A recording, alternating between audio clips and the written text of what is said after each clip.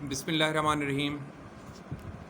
आज हम क्लास 7 की इंग्लिश का लेसन स्टार्ट करने लगे हैं। हमारा वीडियो लेक्चर का सिलसिला जो आप तक पहुंच रहा है, तो यूनिट नंबर 2 इसमें स्टार्ट करने लगे हैं, वॉर एंड पीस। सबसे पहले आप अपनी बुक्स ओपन करेंगे इंग्लिश की। यूनिट नंबर 2 पेज नंबर 28 है ये, वॉर एंड पीस।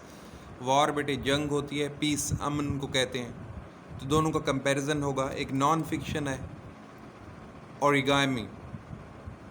ओरिगामी एक जापानीज़ आर्ट है, बहुत कदीम जापानीज़ आर्ट है, जिसमें पेपर की फोल्डिंग की जाती है, पेपर को तह लगाए जाते हैं। जिस तरह हमारे सराइकी कल्चर में वो पेपर से जहाज़ बनाते हैं या कश्ती बनाते हैं, इस तरह जापानीज़ जो है ना वो डिफरेंट शेप्स बनाते हैं इन पेपर्स की। तो ये जो आर्ट है इसको ओरिगामी कहते हैं। एंशियंट कदीम जापानीज़ आर्ट है ये। तो इसको हम पढ़ेंगे। Origami is a very ancient Japanese art of paper folding. Paper folding की एक बहुत कदीम बेटे एक आर्ट है, फ़न है। It actually began in China. शुरू कहाँ से हुई थी बेटे? हकीकत में तो ये चाइना से शुरू हुई, but spread to Japan by the 6th century. लेकिन 6th सेंचुरी में, 6ठी सदी में ये जापान की तरफ ये फैल गई, जापान में फैल गई। Since when it has become an important part of Japanese culture, जब ये जापानी कल्चर का एक अहम हिस्सा बन चुका है। Paper butterflies made for weddings. अब पेपर बटरफ्लाइज, कागज़ से वो बटरफ्लाइज बनाते हैं, तितलियां बनाते हैं, मेड फॉर वेडिंग्स, स्पेशली शादी ब्याह के लिए। To symbolize the bride and groom are just one example of the many traditional origami figure. ये ट्रेडिशनली, रिवायती तौर पर बेटे, ये सिम्बलाइज करते हैं ब्राइड को और ग्रूम को। ब्राइड दुल्हन, ग्रूम बेटे दूल्हा। ये एक एग्जाम्पल है बहुत सी ट्रेडिशनल ओरिगामी फिगर्स की, इवॉल्व ओवर द सेंचुरीज, जो कि कई सदियों से चली आ रही है। कई सदियों से ये सिलसिला चला आ रहा है। Origamist today experiment with new materials. आजकल नए मटेरियल से भी वो एक्सपेरिमेंट करने लगे हैं। पहले तो वो कागज़ से करते थे, जस्ट पेपर आर्ट होता था। आजकल डिफरेंट किस्म के और मटेरियल्स भी यूज़ होने लगे हैं, सच एज फिल्म। जिस तरह फिल्म ट्रांसपेरेंसी है, अब जिस तरह एक्सरे पेपर्स हैं। And create fantastic creations from the single sheet. और एक सिंगल शीट से बहुत ही शानदार किस्म की तख्लीक़ात ये बनाते हैं। अब शेफर एक बेटे ओरिगामिस्ट है, अ कंटेम्प्रेरी अमेरिकन ओरिगामिस्ट। ये फ़न आगे लेकर चलता है, ये जो टेक्निक है, ये उस आज के ज़माने का अमेरिकन ओरिगामिस्ट है Shafer. Has created a model of the Star Trek spaceship Enterprise. Star Trek spaceship Enterprise का उसने एक मॉडल बनाया है। अब ये जो स्पेसशिप है, डेफिनेटली अमेरिका और रशिया के दरमियान एक बहुत बड़ा कंपटीशन चला था कि स्पेस में सबसे ज़्यादा डिस्कवरीज किसकी हैं और कौन स्पेस में जा रहा है। तो एक टाइम था, तो ये भी जदीद टाइम की स्टार ट्रैक स्पेसशिप एंटरप्राइज, उसके उसने एक मॉडल बनाया। ये ओरिगामिस्ट है, क्या नाम है उसका? शेफर।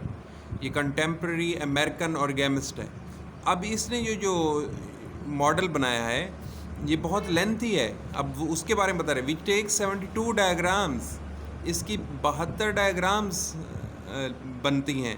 11 पेजेस ऑफ इंस्ट्रक्शंस, फिर 11 पेजेस सिर्फ इंस्ट्रक्शंस के हैं, हिदायत के हैं। एंड वीक टू मेक, और इसे पूरा एक हफ्ता बनाने में लगता है। But all origamist abide by the 2 essential rules of origami.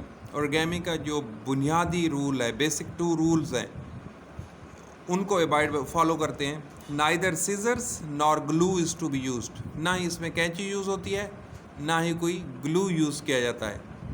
ये एक उनका मतलब है, फ़न है। अब बेटे ये आगे नेक्स्ट पेज पर आप एक डिफरेंट पार्ट्स हैं, एक डायग्राम बनाई गई ओरिगामी की।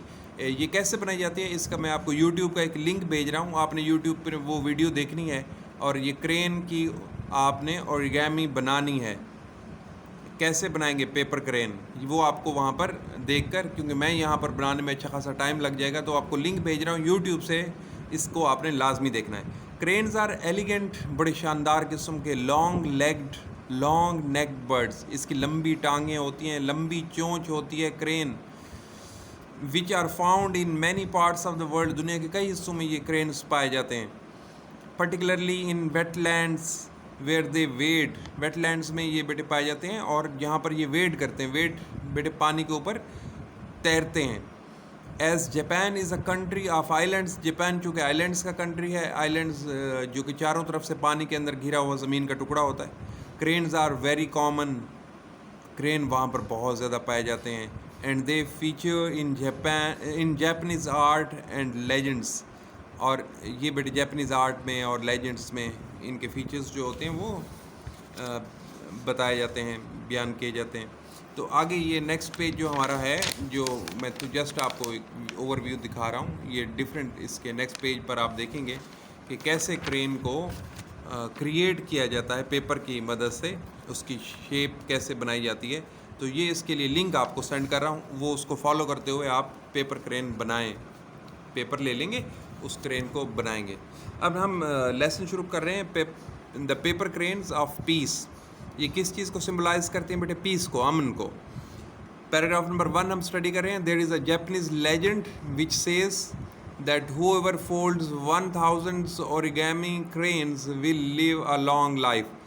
एक जापानीज लेजेंड है बेटे, लेजेंड, बहुत मशहूर शख्स, बहुत ही अहम शख्स, जो कि ये कहता है कि अगर कोई शख्स 1000 origami cranes बना लेता है, फोल्ड करता है कागज़ से, will live a long life, तो वो लंबी ज़िंदगी जीता है, लंबी ज़िंदगी बसर करेगा, जिएगा। This legend took on a new and poignant significance in 1955। इस लेजेंड ने बेटे एक नई और पुरतशद्दुद अहमियत इन 1955 में इसने हासिल कर ली। With the death of a 12-year-old girl in Japan, जब एक 12 साल लड़की का जापान में इंतकाल हो गया था, उसकी डेथ हो गई थी। उसका नाम क्या था बेटे? सडाको सज़ाकी। उस लड़की का नाम है सडाको सज़ाकी, जापानीज थी, हु वाज बॉर्न इन 1943 में इसकी पैदाइश हुई थी। 12 साल की उम्र में बेचारी ये चल बसी थी। अब ये क्या हुआ था इसको, ये आगे हम पढ़ रहे हैं। पैराग्राफ नंबर 2 है बेटे। Towards the end of the world war 2 इन 1945 में जब वर्ल्ड वार 2 का एंड हो रहा था, the United States of America decided to use an entirely new untested weapon. तो यूनाइटेड स्टेट्स ऑफ अमेरिका ने फ़ैसला किया कि वो बिल्कुल ही नया, जिसको पहले से टेस्ट नहीं किया गया था, एक हथियार इस्तेमाल करेगा। To force Japan to surrender, ताकि जापान को फोर्स किया जा सके, मजबूर किया जा सके कि वो अपने हथियार डाल दे। ऑन 6 अगस्त 1945, 6 अगस्त 1945 को अब B-29 बॉम्बर, एक जहाज़ का नाम है B-29 बॉम्बर जहाज़ था बेटे, जो बॉम्ब गिराता है, dropped the world's first atomic bomb on Hiroshima के ऊपर। हिरोशिमा एक सिटी है बेटे जापान का, उसके ऊपर उसने दुनिया का पहला एटम बॉम्ब गिराया। A city which had until then experienced a very little conventional bombing, ऐसा शहर इससे पहले जिसने कभी भी ये जो रिवायती बॉम्ब होते हैं उसका सामना बहुत कम किया था। The atomic bomb exploded at 8:15 AM, सुबह 8:15 पर ये एटॉमिक बॉम्ब फटा। 580 metres above the city centre, शहर के बिल्कुल सेंटर से तकरीबन 580 मीटर ऊपर। Tens of thousands of people were killed instantly, फ़ौरन ही लाखों की तादाद में लोग जो थे वो मर गए बाय द ब्लास्ट, इस धमाके से। And the death toll rose to between 1,80,000 and 2 lakh, 1,80,000 से 2 लाख तक ये अमवात चली गई ओवर द फॉलोइंग ईयर्स, अगले आने वाले सालों में। As the terrible after effects of the atomic bomb claimed the lives of hundreds of thousands of people, क्योंकि इस एटम बॉम्ब के गिरने के बाद जो आफ्टर इफ़ेक्ट्स थे, इसके बाद में बेटे ये रेज जो होती थी उनकी वजह से लोगों को डिजीज़ लग गई, बीमारियां लग गई गिरदो नवा में जो लोग रह रहे थे इर्द गिर्द हिरोशिमा के।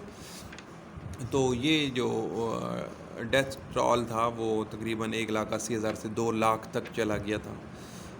क्यों? क्योंकि इसके आफ्टर इफ़ेक्ट्स बहुत ज़्यादा थे, हंड्रेड्स ऑफ थाउजेंड्स लोग जो थे वो मर गए। अब थर्ड पैराग्राफ में पढ़ेंगे बेटे, just one of these victims was Sadako सज़ाकी।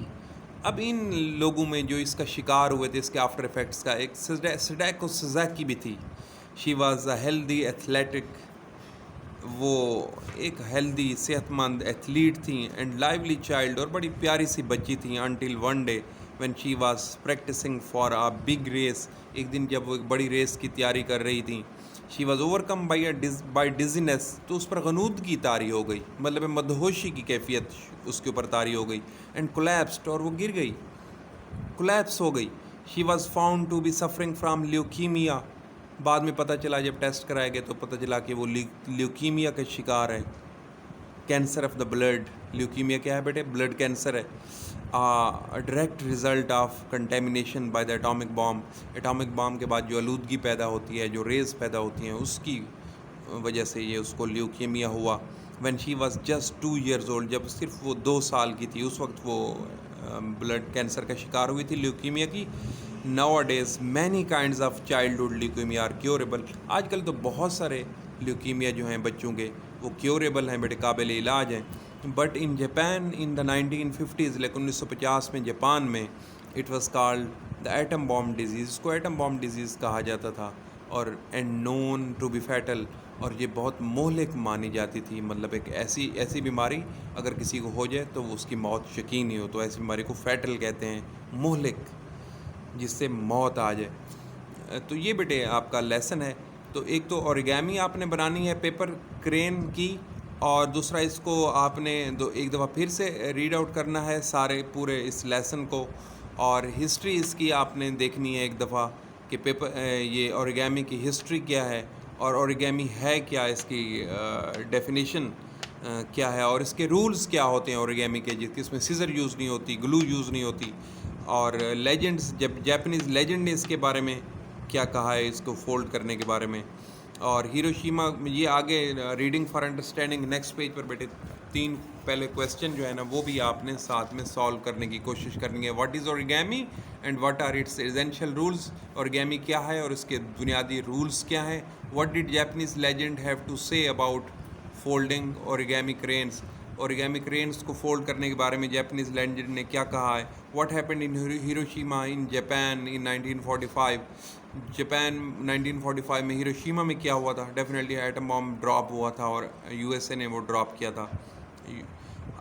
What were the immediate and long term consequences of this event, इसके फ़ौरन क्या हुआ था और फिर बाद में इसके क्या नताइज आए थे, ये भी चौथा क्वेश्चन भी कर सकते हैं। Why did Sadako develop leukaemia, leukaemia क्यों हुआ था सडैको को, ये भी आप पांचवा क्वेश्चन भी इसका सॉल्व कर सकते हैं। तो ये कोशिश करें आप इनको अपनी नोटबुक पर लिखने की। तो आपने ये 5 क्वेश्चन और फर्स्ट 3 पैराग्राफ की रीडिंग करनी है, और ये 5 क्वेश्चन खुद से अटैम्प्ट करने की कोशिश करते हैं। कल इंशाल्लाह मैं आपको इनके रिटन आंसर लिखवा दूंगा। Thank you so much.